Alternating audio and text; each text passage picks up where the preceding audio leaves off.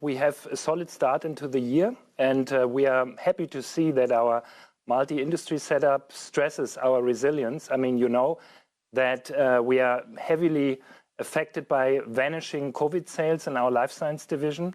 At the same time, our electronics division is undergoing a cyclical dip in the semiconductor industry, which is burdening the sales growth in semiconductors. But our healthcare division is prospering, so we had a very strong Q1 in healthcare. And all this together, I would say, led us to a robust start into the year, and also to a, I would say, by and large, confirmation of the qualitative organic growth guidance that we have given already in March for the entire group in terms of sales and EBITDA pre-growth. Look, Marcus, I always like to see fabulous news on multiple sclerosis drugs and immunotherapy drugs as well, so we'll maybe come to that in a bit. That's great news. But can we dig into a little bit about what this industry continues to get wrong about semiconductor demand and supply and actually matching that effectively? What's going wrong with semiconductors? I would say there's nothing going wrong. The semiconductor industry in the past has been cyclical all over the time. This cyclicality actually is going to be diminished. So we believe that in the next couple of years, we would see still some volatility, but most probably more along a long-term upward trend. And we are now in a kind of cyclical trough, which we expect actually to last only until end of this year. So we expect to see some recovery at the later part of the second half of this year. And 2024 should be back to growth, definitely.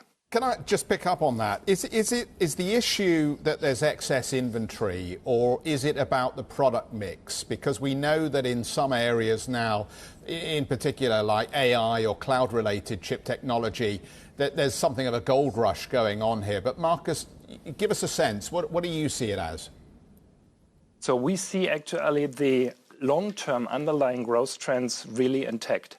I mean, I've been last week to Korea, and when you see the dynamic with which some of the big giants in Korea, like for example Samsung, are working on capacity expansions, that is breathtaking. So I think there's a big faith and confidence on the, let's say, validity of the long-term growth trends. So that means the emergence of data, the explosion of data, the need to store, to process data, and that calls for semiconductors and also for new innovative materials in order to get this done. So this, I feel, is pretty much intact. And so we are very confident that semiconductor solutions will be one of our growth engines in the future, and that we are only going a temporary trough here in 2023. We believe this year is a transition year, actually. Well, let's talk about this term transition year is fascinating, but how does that apply to the healthcare business? Because I know you and the CEO have thrown around the term a little bit. What makes this such a significant transition year for the medical side of the business? Yeah, so the transition year term is basically used for the entire group because, as you know, we have outlined the big three, as we call it, as our growth engines for the future and as a major drivers to help us achieving 25 billion sales in the year until the year 2025. In 2023, two of these big three, two of these growth drivers are dealing with a challenging market environment. That is, as I said, the life science business and here process solutions and life science services due to relatively rapidly vanishing COVID sales and the just discussed semiconductor business.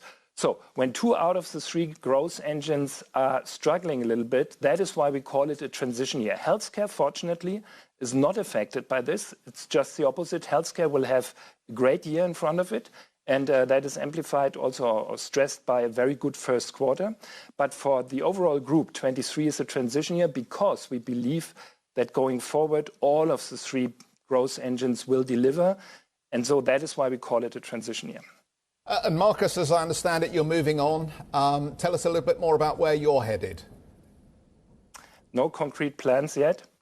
I mean, when you have timely restricted contracts, it's, I think, natural to think what is the natural or the best point of an exit. And as I'm approaching the end of my second term, I decided for myself, so it was a personal decision, to say that I don't move on here at Merck.